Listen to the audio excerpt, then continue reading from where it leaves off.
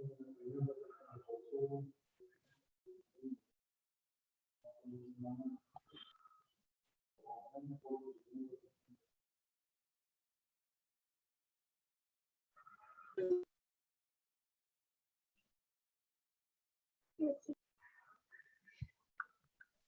afternoon.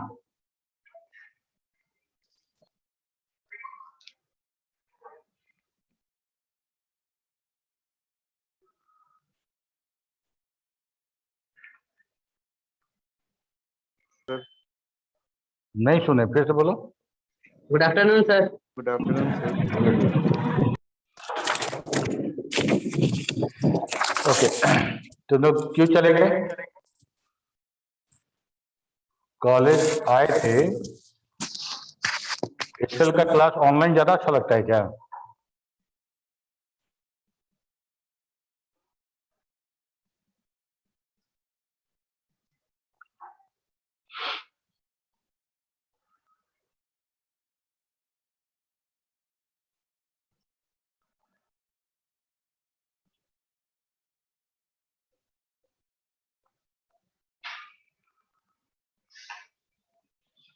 कहाँ तक देखे थे हम लोग, कुछ याद दिलाओ। लास्ट क्लास में एक्सेल में कहाँ तक हम लोग देखे थे? हाँ नहीं, क्लास में, लास्ट क्लास में कहाँ तक?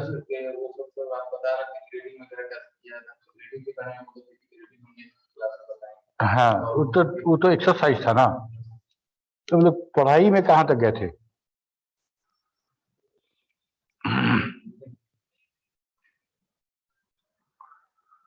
सेल रेफरेंस, रिलेटिव, एब्सोल्यूट, ठीक है। और इसके बाद मल्टीपल वर्कशीट्स को कैसे रेफर करेंगे हम लोग, ये भी हो गया था, है ना? ओके, फंक्शन शुरू किए थे कि नहीं? फंक्शन शुरू नहीं हुआ था, ठीक है। तो हम लोग थोड़ा सा एक रिकैप लेंगे अभी लास्ट क्लास का, और वहां से फिर कंटिन्यू करेंगे।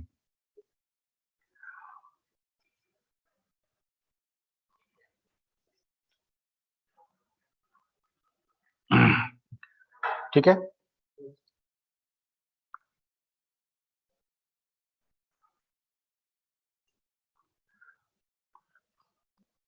जो पिछले क्लास का जो टॉपिक था उसमें हम लोग रेफरेंस के बारे में बात किए थे कि हम किसी सेल को कैसे रेफरेंस करते हैं, ठीक है। उसमें हम लोगों ने देखा था एक रिलेटिव रेफरेंस था और एक एब्सोल्यूट रेफरेंस था।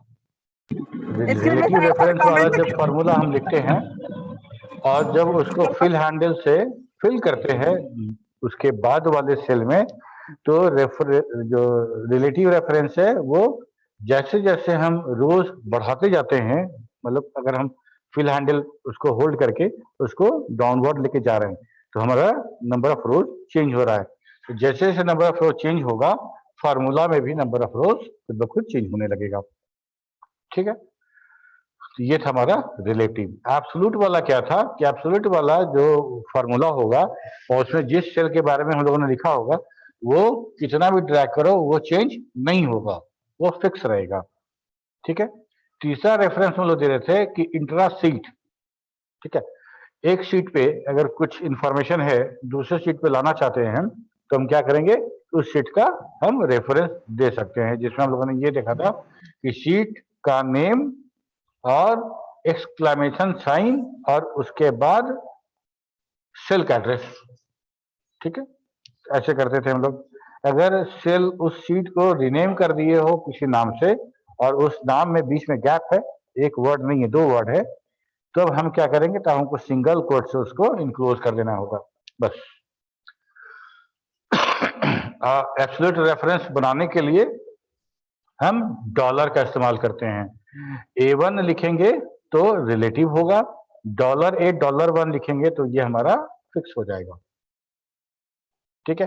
अगर हम रो को फिक्स करना चाहते हैं कॉलम को नहीं फिक्स करना चाहते हैं तो हम $1 लिखेंगे, ठीक है। जिसको फिक्स करना चाहते हैं उसके साथ डॉलर।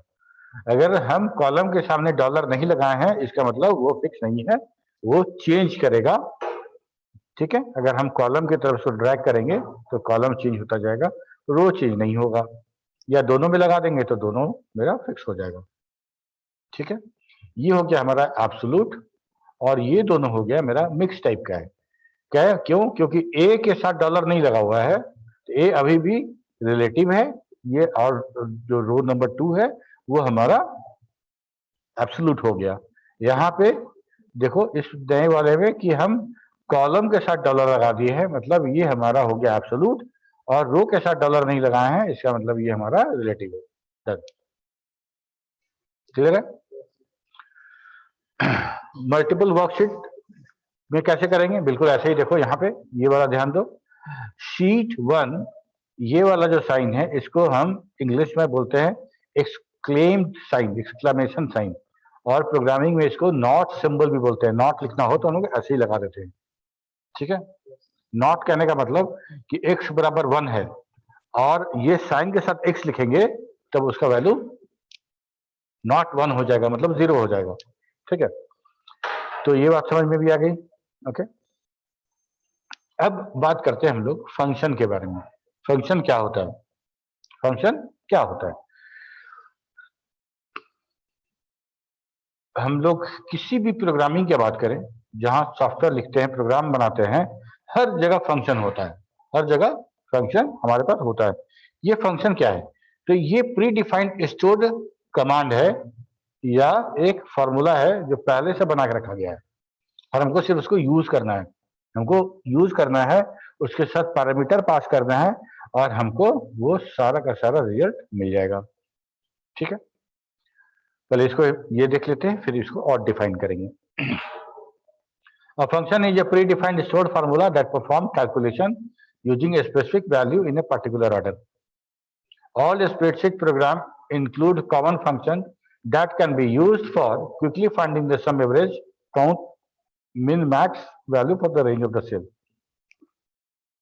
हम कुछ भी कैलकुलेशन कर सकते हैं हम अगर फंक्शन जानते हैं तो। ठीक है, तो फंक्शन कैसे जानेंगे? क्या क्या जानना पड़ेगा फंक्शन को समझने के लिए? तो फंक्शन को समझने के लिए हमको ये जानना पड़ेगा कि उस फंक्शन का नाम क्या है। किसी को हम कैसे बुलाते हैं?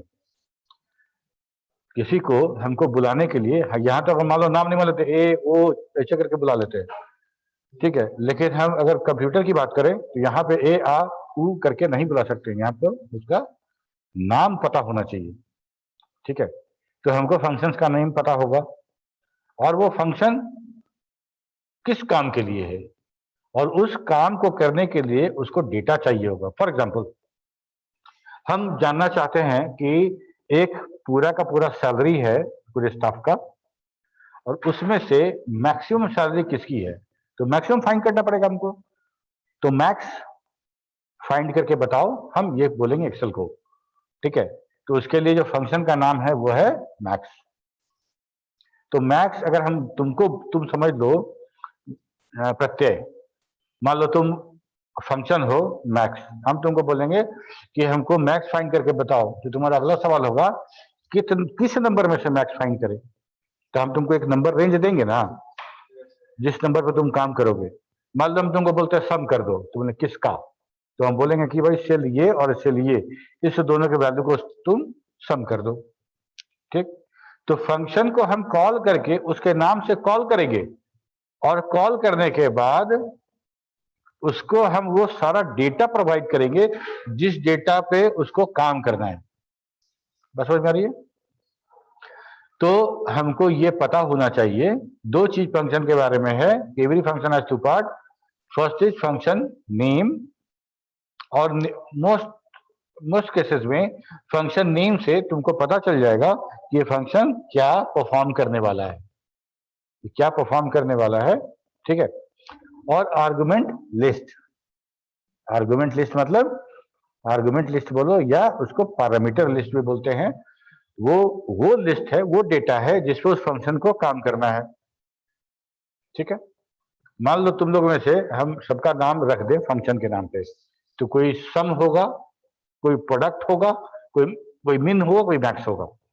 ठीक है, अगर हमको मिन निकालना है कुछ सीरीज ऑफ नंबर से,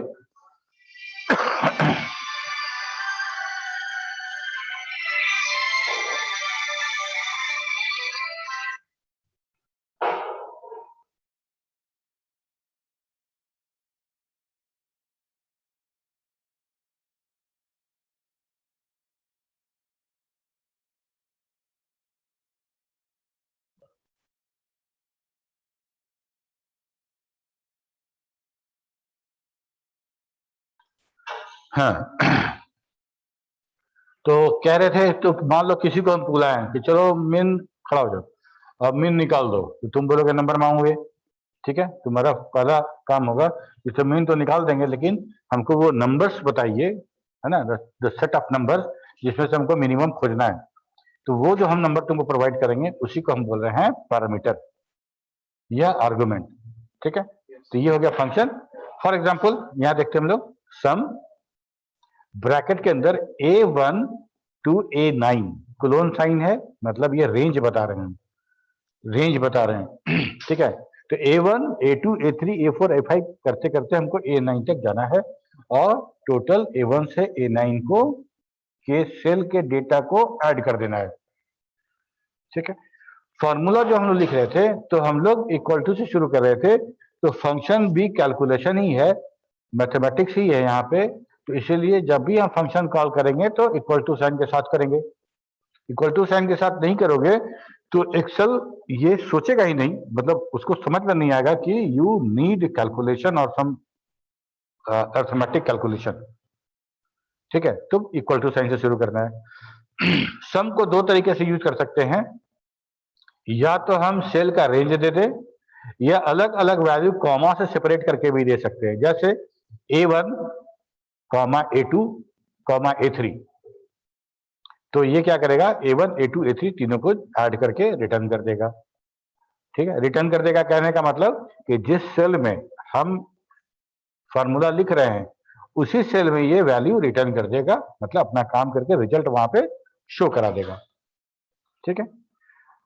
argument can be individual cells, जैसे A1, A2, A3 individual cells, और सेल रेंज मतलब A1 क्लोन A3 या A1 क्लोन A9 जैसा यहां देख रहे हो, ठीक है।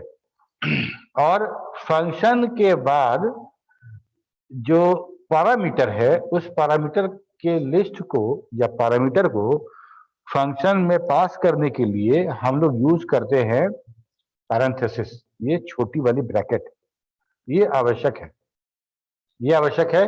अगर मान लो कोई ऐसा फंक्शन है जिसमें कोई पैरामीटर हमको पास नहीं करना है, ठीक है, तो क्या उसमें फिर भी हम पैरेंथेसिस रखेंगे या छोड़ सकते हैं? मतलब पैरामीटर नहीं पास करना है, ठीक है, डेट पूछ रहे हैं, करंट डेट, ठीक है। तो डेट फंक्शन करंट डेट के लिए मान लो है, तो हम उसमें क्या पैरामीटर पास करेंगे? उसको तो अंडरस्टूड है, आज का तारीख बताओ, तो तुमसे पूछेंगे आज का तारीख बताओ, समझो यही फंक्शन से पूछ रहे हैं आज का तारीख बताओ, तो आज का तारीख के लिए उसको और क्या देंगे? जो इंस्ट्रक्शन दे रहे हैं वही काफी है, बगैर किसी आर्गुमेंट के तुमको वो रिटर्न करना है, ठीक है। तो ऐसा बहुत सारा फंक्शन मिलेगा जिसमें कोई पैरामीटर कोई आर्गुमेंट नहीं होगा, ठीक है। उस कंडीशन में भी हम पैरेंथेसिस नहीं हटा सकते। ये पैरेंथेसिस ये दिखाता है कि ये फंक्शन है, ये हमको भी समझ में आएगा फंक्शन है, और एक्सेल को भी समझ में आएगा कि फंक्शन कॉल किया गया है जिसमें पैरामीटर नहीं है, ठीक है। तो फंक्शन कॉल होगा तो पैरेंथेसिस भी होगा, भले वो इम्पटी क्यों ना हो। ये बात सबको समझ में आ रही है?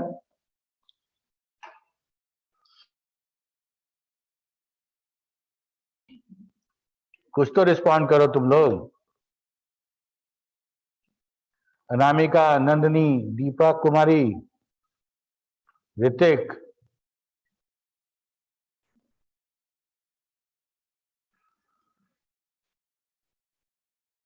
तुम लोग को आवाज आ रही है कि नहीं आ रही है?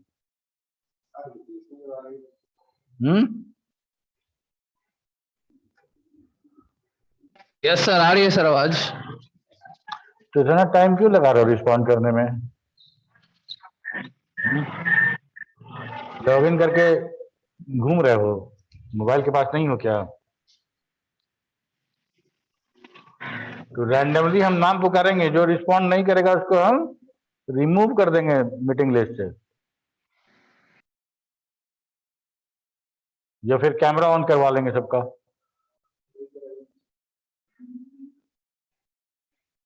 क्योंकि हमको डाउट है कि जितने लोग हैं लॉगिन सब लोग क्लास नहीं कर रहे हैं। प्रशांत राज, यस सर। रोशनी कुमारी, रोशनी कुमारी, ये यस सर।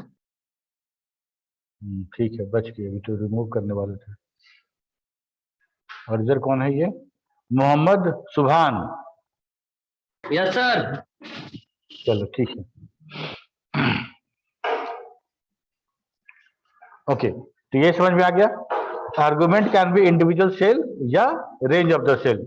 ठीक है, हमको एक बात का ध्यान रखना पड़ेगा कि हर फंक्शन का जो आर्गुमेंट है वो अलग अलग होगा, वो अलग अलग होगा। तो एक्सेल हमारा बहुत मदद करता है इसमें। एक्सेल के साथ इतना बढ़िया है कि जो तुम फंक्शन यूज करोगे, जैसे ही फंक्शन को लिखोगे वैसे ही वो उसके अंदर के आर्गुमेंट के बारे में तुमको एक हिंट दे देगा, एक हिंट वहां पे दे दिया जाएगा, जिसे तुमको अगर दिमाग में नहीं भी है तो तुमको समझ में आएगा कि कौन कौन सा पैरामीटर देना है। ओके, तो कुछ बेसिक फंक्शंस हैं जो हम लोग को, जो ऑटो सम वाले मेनू में ड्रॉप डाउन में आया था, उसको देख लेते हैं फिर आगे बढ़ते हैं। Excel has a variety of function available. Here are some of the most common functions. Sum, जैसे हम लोग लिख रहे थे, इक्वल टू सेल 1 का एड्रेस प्लस सेल 2 का एड्रेस प्लस प्लस ऑपरेटर के साथ कर रहे थे। बहुत अच्छी बात, गुड। लेकिन अगर मान लो हमको टोटल 100 सेल का वैल्यू जोड़ना है तो हम प्लस से कर सकते हैं क्या? A1 plus A2 plus A3 plus A4 ऐसा करते करते A100 तक जाना है। ठीक है, तो हम सिर्फ फार्मूला से उसको सॉल्व नहीं कर सकते। कर सकते हैं तो बहुत टाइम टेकिंग होगा, बहुत कन्वर्सन होगा, वो सिग्निफिकेंट नहीं होगा।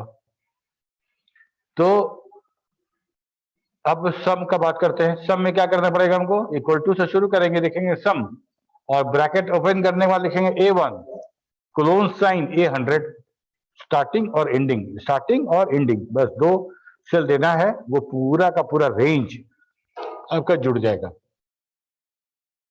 ठीक है, एवरेज क्या होता है? एवरेज सबका जोड़ के बिल्कुल, आप फिर A1 से लेके A100 तक के सेल के रेंज को एवरेज फंक्शन के साथ आप पास करें, देखें सबको जोड़ के 100 से भाग दे के आपका एवरेज निकाल देगा। ओके, तीसरा जो फंक्शन है वो है count. This function count a number of cell with numeric data in the argument. कहने का मतलब कि अगर मान लो कुछ सेल है और उस सेल में कितने में न्यूमेरिक डेटा है ये जानना होगा, तो हम अगर सारे सेल को काउंट ए फंक्शन के साथ पैरामीटर पास करेंगे, उस रेंज को A1 टू A100, तो उसमें से कितना सेल ऐसा है जिसमें न्यूमेरिक वैल्यू है, ये काउंट करके बताएगा। ठीक है,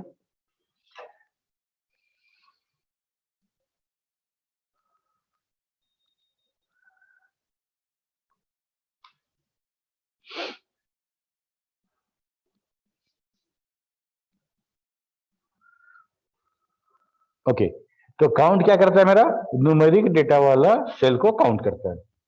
ठीक है, तो काउंट के साथ और बहुत सारा फंक्शन है, काउंट ए है, काउंट इफ है, तो हम लोग देखेंगे उसको।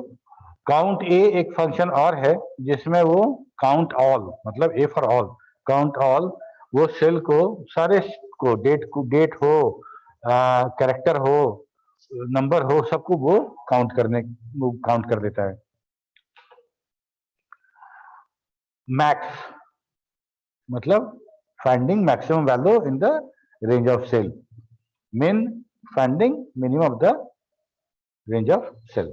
चलो ठीक है, यहाँ पे हम ऐसा करते हैं, है ना टाइम, कि पिछला बार जो एक एक्सरसाइज किए थे हम लोग मार्कशीट वाला, उसमें कुछ हमको बताना है, वो बताते हैं, और फिर उसके बाद हम लोग अभी ये फंक्शन थोड़ा रन करा के देखेंगे। ठीक है, कौन सा था? एक्सरसाइज 1 था शायद।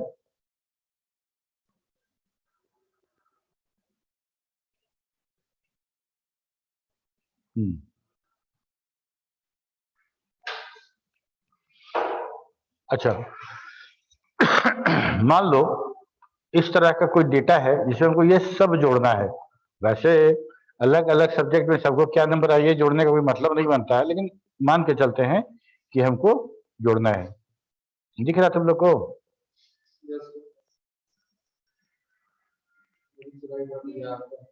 हम्म,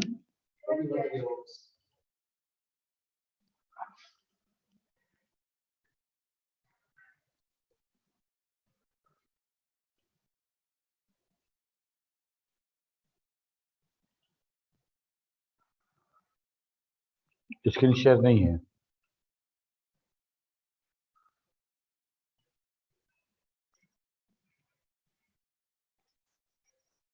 अब आया।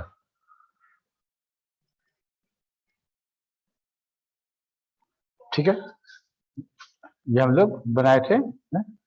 तो अब इसको जोड़ना था, तो जोड़ना था, मान लो हम यहाँ पे उसको लिखना चाहते थे, तो हम लोगों ने क्या देखा था? Equal to sum bracket open, पहला नंबर हम यहाँ क्लिक कर देते हैं, ये ले लेगा C6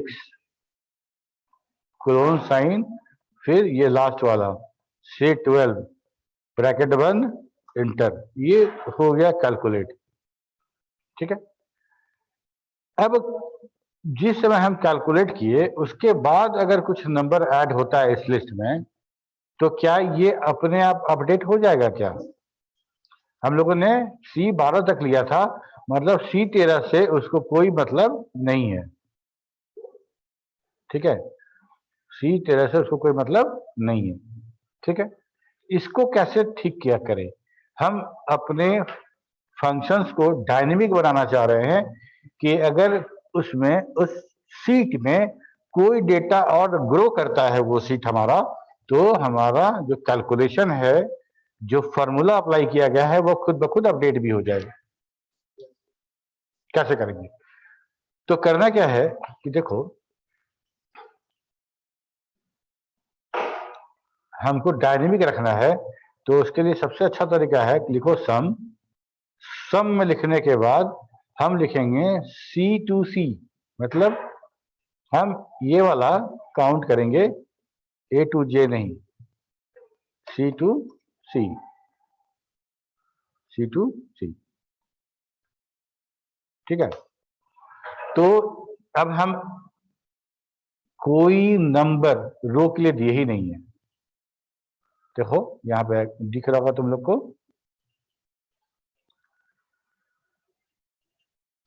ओके, अब हम इसको ग्रो करके देखते हैं कि क्या ये ऐड होता है। मान लो हम 100 इसमें प्लस कर दिए, ठीक है, फिर 100 कर दिए, फिर 100 कर दिए।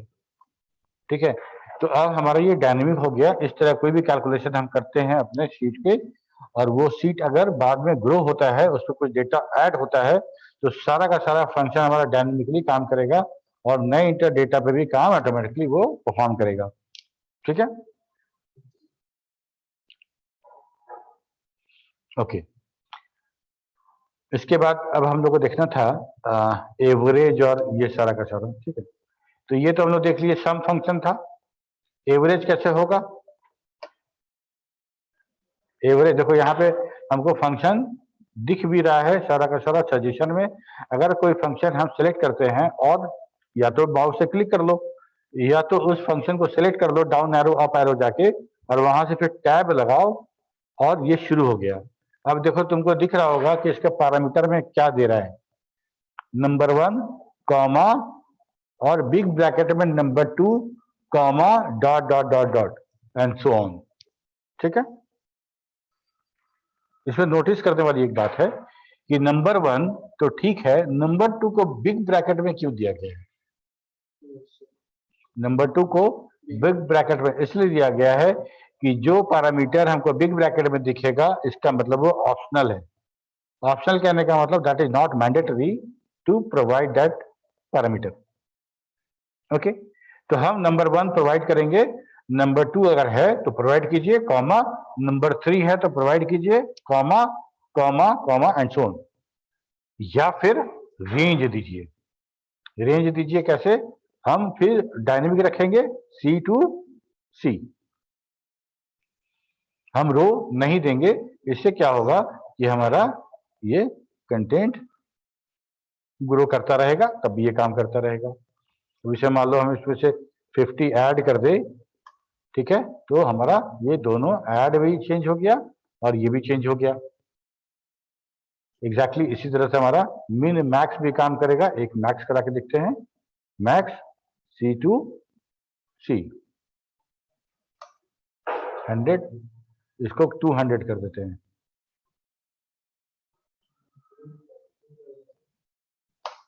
तो मैक्स 200 हो गया। समझ में आ रहा सबको?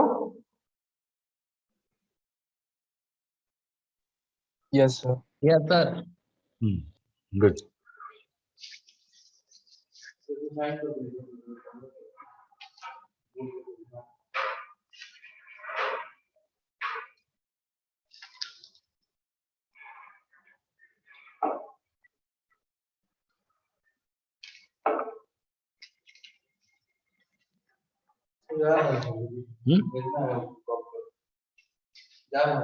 ठीक ठीक ठीक। ओके, तो यहां तक तो काम हो गया मेरा। इसके बाद हम लोग देखते हैं कि किसी वर्कशीट को हम लोग उसका फॉर्मूला कैसे देखेंगे। वर्कशीट अगर हम देख रहे हैं, उसमें मान लो तुम कुछ बनाए, बड़ा बहुत कॉम्प्लेक्स सा एक शीट बनाए हो, बहुत फॉर्मूला लगाए हो उसमें, और कौन वैल्यू कहाँ किससे किसके साथ ऐड हो रहा है, ये हम कैसे देखेंगे। हम एक सेल को अगर क्लिक करते हैं तो उस सेल के अंदर क्या फॉर्मूला है हमको फॉर्मूला बार में दिखता है। पूरे शीट का फॉर्मूला देखने के लिए हमको हर इंडिविजुअल सेल को क्लिक करना पड़ेगा और हमको फॉर्मूला देखना पड़ेगा। यस और नो? Yes sir. ठीक है, तो अब एक तरीका है मेरे पास जिससे हम पूरे शीट को फॉर्मूला व्यू में चेंज कर सकते हैं। फॉर्मूला व्यू में चेंज कर सकते हैं। कीबोर्ड में एस्केप की के ठीक नीचे जहां टिल्ड साइन है, उसी टिल्ड साइन पे उसके नीचे एक ग्रेव एसेंट साइन बना हुआ है। सिंगल कोट्स में देखने जैसा है, सिंगल कोट्स में देखने में सिंगल कोट जैसा लगेगा, लेकिन हम उसको ए ई ओ ऐसा वॉवेल के साथ उसको यूज करते हैं एसेंट ग्रेव करके। मतलब समझो कि सर, किसी लेटर के सर पे ऐसा लकीर खींचा हुआ, दिखाएंगे तुमको करके, ठीक है। तो उसको बोलते हैं एसेंट ग्रेव। और अगर हम किसी शीट को ओपन करें और हम कंट्रोल प्रेस करके ग्रेव के साथ हम इसको क्लिक कर दें, तो हमारा पूरा का पूरा शीट जो है वो कन्वर्ट हो जाएगा फॉर्मूला व्यू में। कहाँ कहाँ कौन सा फॉर्मूला लगाया गया है यहां तुम देख सकते हो, ठीक है। ये सारा फॉर्मूला था, इधर परसेंट निकाले थे, टोटल निकाले थे, और यहाँ अभी जो हम लोग काम किए थे सम, एवरेज और मैक्स, ये वाला, इसको बोलते हैं फॉर्मूला व्यू। कोई भी डॉक्यूमेंट खोल के अगर हम उसमें control plus grave accent press करेंगे तो वो चेंज हो जाएगा हमारा फॉर्मूला व्यू में। वापस कैसे आएगा वैल्यू व्यू में? अगेन वही प्रेस करना है, कंट्रोल प्लस ग्रेव एसेंट, ये वापस बैक टू नॉर्मल, ठीक है। ये हमारा हो गया। ओके, अब वापस आओ।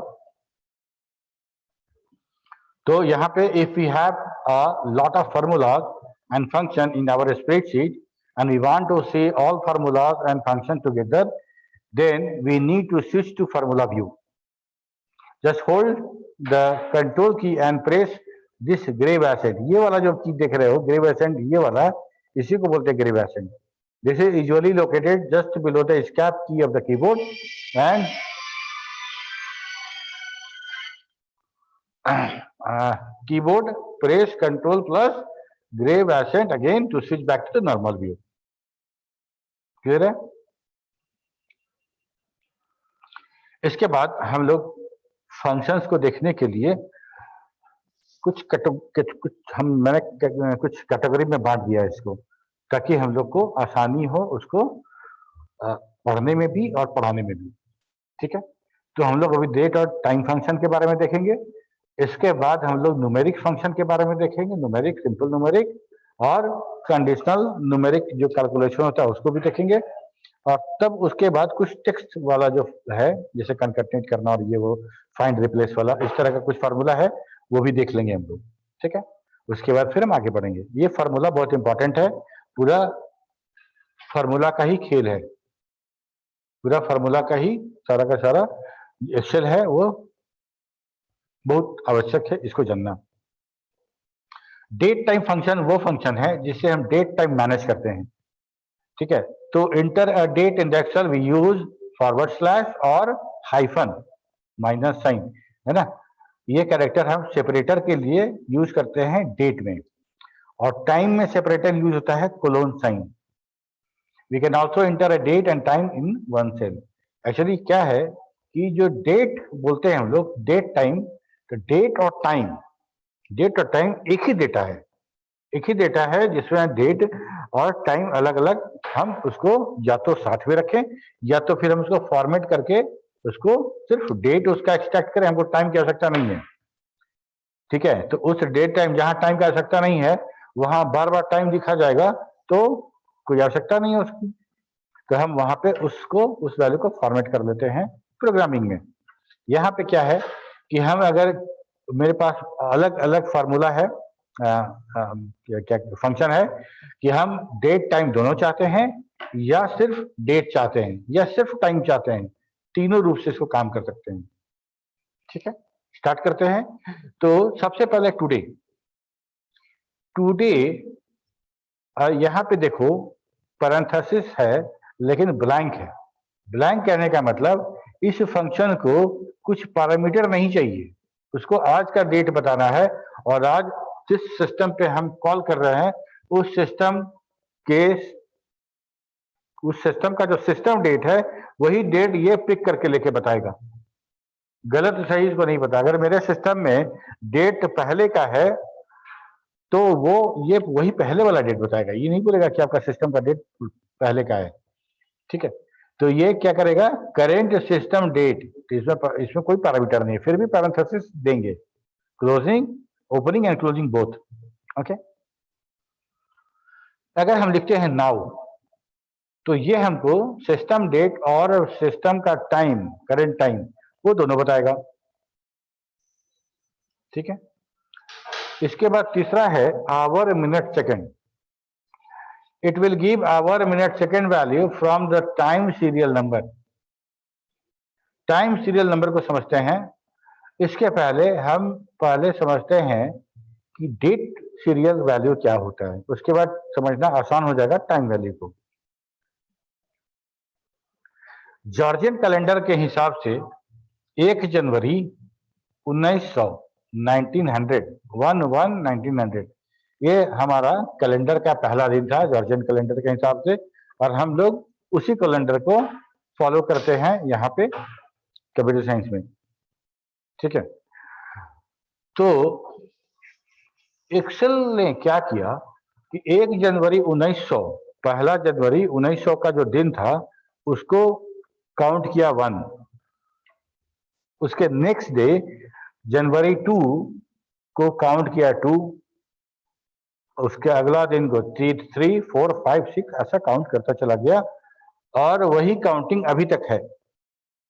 ठीक है, हम लोग डेट को, हम लोग समझते हैं कि ये मंथ है, ईयर है, ये डेट है, सब कुछ, लेकिन एक्सेल जो इंटरनली जो डेट का जो मैनेजमेंट करता है वो ऐसा करता है कि 1 जनवरी 1900 को वो 1 मानता है और वहां से हर दिन को काउंट करता चला आ रहा है। ठीक है, तो अगर मान लो हम काउंट करते हुए आज पहुंचते हैं, आज, ठीक है, तो टुडे डेट को अगर हम जानना चाहें कि डेट वैल्यू क्या है 9 सितंबर 2021 को, तो हमको कुछ का डेटा मिलेगा। जैसे देखो दिखाते हैं,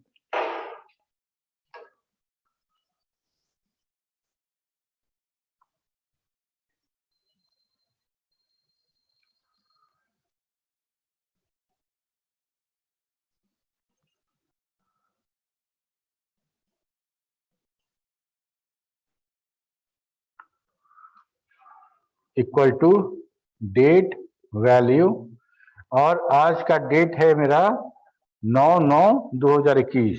ठीक है, तो लिखते हैं 9/9/2021, और चूंकि टेक्स्ट में डालने के लिए बोला है तो हमको इसको डबल कोट्स में एंटर कर देना होगा। ठीक है, और प्रेस एंटर। ये देखो एक नंबर आया, ठीक है, 44448।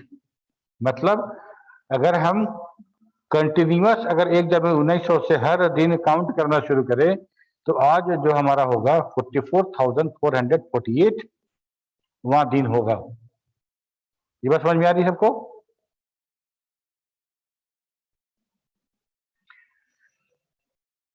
यस और नो यही पूछना है, हम ज्यादा कुछ नहीं पूछ रहे हैं। तुमको बोलना है कि अभी हम जो डेट वैल्यू बताए ये समझ में आया कि नहीं?